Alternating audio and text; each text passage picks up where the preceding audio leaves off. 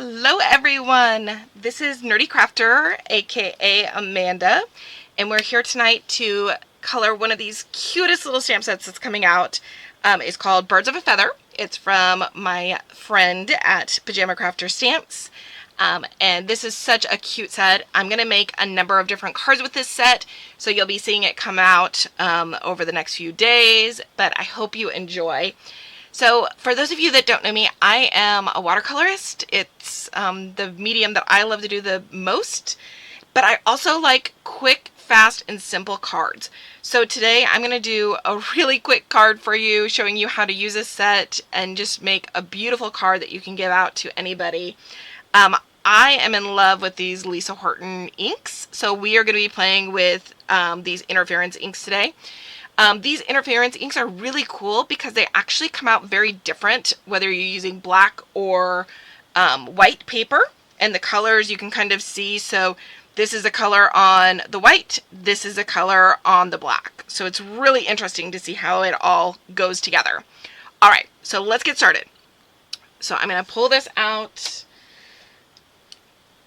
and we're going to just start inking everything up. So I'm going to start, we're going to do a rainbow order. So I'm going to add a little bit of red to my palette. And this just takes a very small amount of ink for what we're doing. And I'm going to show you a new technique. I learned this from a beautiful lady on YouTube.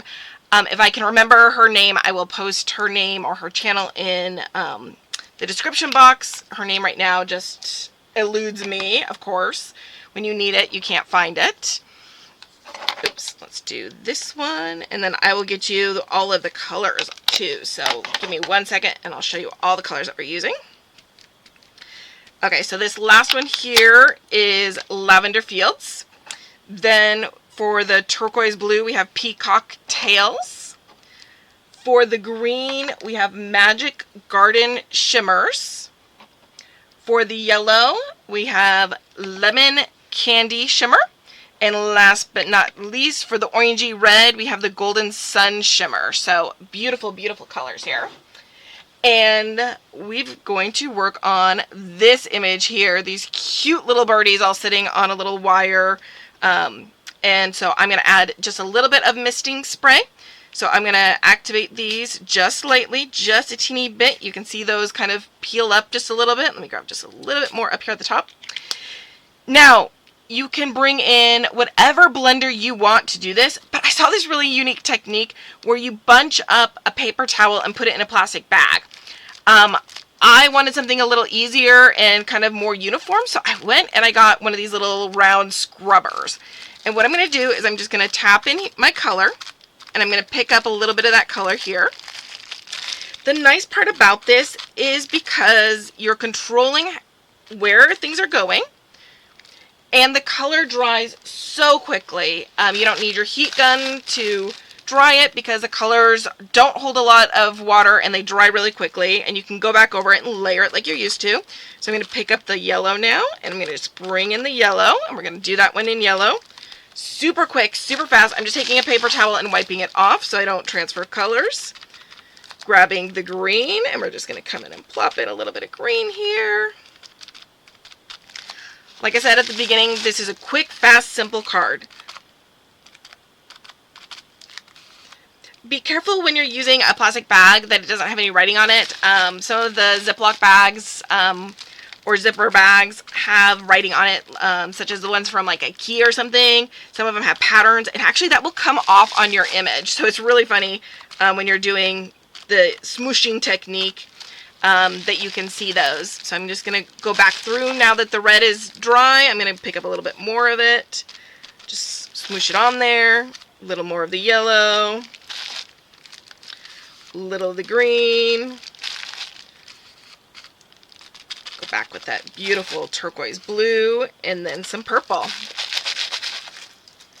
Now, for some a little bit more fun, because we love some bling, so I'm going into, I just grab a little, one of my old pill bottles, and I use that for my water. It actually helps so it doesn't spill everywhere, so I use that when I'm watercoloring. I'm going to pick up some of this red, and then I'm just going to tap this off. So you can do it with your finger. You can grab one of your tools and just tap, tap, tap. Get some little bling in there, some splatter. Clean off my brush. Grab some of that yellow. And I am keeping my brush pretty wet for this when I'm doing this. I do want to make sure that I've got some good water on here so that it's able to splatter very easily. So now yellow is the one color. Red and yellow are the ones that are kind of hard, that if you don't clean your brush well in between them, it will make it very difficult. I'm going to go back to use my finger just because it's not as noisy.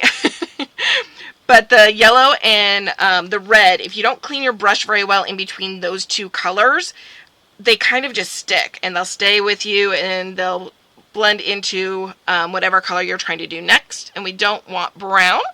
So we're always trying to make sure that we're not over blending our colors to get a muddy brown look to it. Now these inks also have like a shimmer to them, so you'll see as this dries, I'll hold it up to the camera, it's got some beautiful shimmer going on with it. I don't need to bring in some of my Wink of Stella or any of my other shimmer products because this product does it all on its own. So look at that shimmer, look at that glow.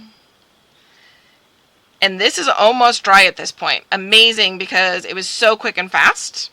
So I'm just going to come in really quick and I'm going to wipe up my mat here.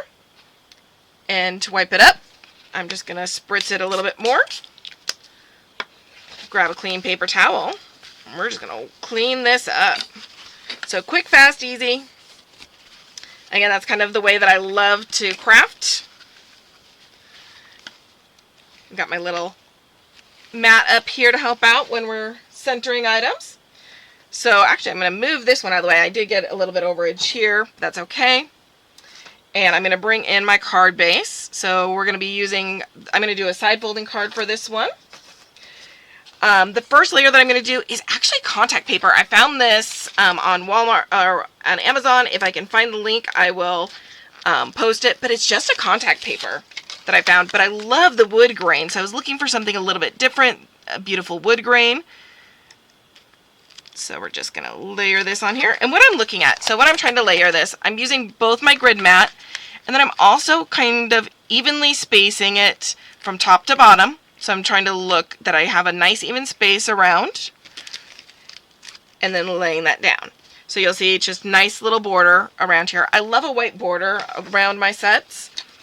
I'm using my glue press tool, which is one of my favorites. I do have some dexterity issues in my hands, and when I make cards, I usually mass produce them. I make some beautiful cards for the hospital, and I make about 100 to 150 of them when I'm doing that.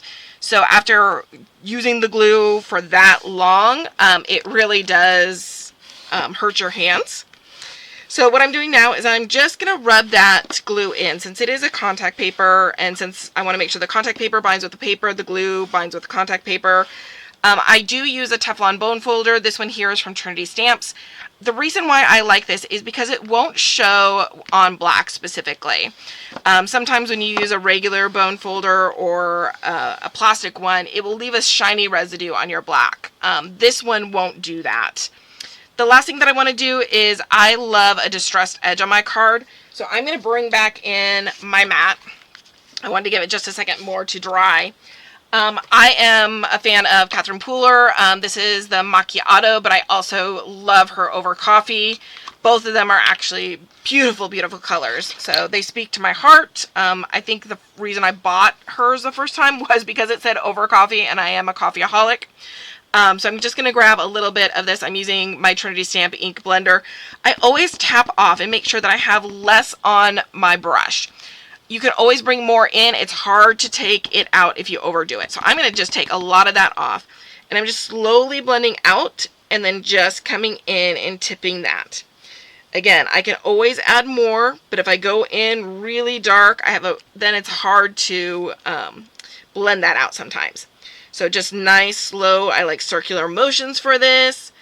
This brush is just like butter. Like when it touches the paper, it just glides. I love, love, love this. I'm going to order the little caps that she has that goes on here, so that way I can tell the different colors of my brushes. I predominantly like the one thing that I blend the most of is a brown, so definitely needed the brown. I may have to dig in and get the whole rainbow though, because these brushes are just absolutely beautiful. Sometimes it is worth investing in some really good brushes. They do make a difference. Again, grab a little bit more, tap that off, make sure that I don't have a lot. This is Canson XL watercolor paper. I did pre-stamp it before. It is a cold press paper. I love the Canson, but one thing with the Canson is it's a little bit of an off-white paper. So when you go to lay it on top of a white card, you can tell the color difference. And for some people that really does bother them. It's not a huge deal for me, but I do love a distressed, kind of roughed up edge. If I go in and rough this edge up or just distress it by using the ink, that is kind of how you can disguise that. You can make it look a little different and it will help blend those two colors together. Now look at that. That just pops. That little bit of brown, that little distress along the edges really makes a big difference. So I'm going to move this out of the way. Let me come in and clean my mat again. I'm going to move this so I don't spritz it.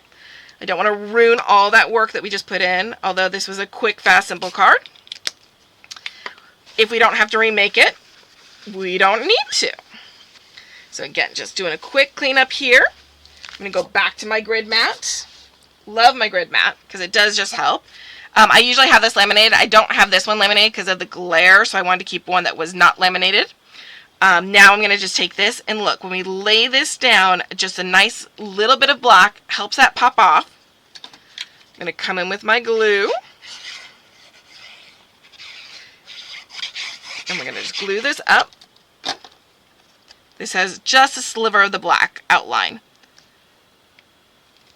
And there we go. Our card is all done. Quick, fast, simple card. And look at that glimmer, look at that glow. It just is gorgeous. Well, thank you so much for joining me today. This is a beautiful set. This is our Birds of a Feather set by Pajama Krafter Stamps.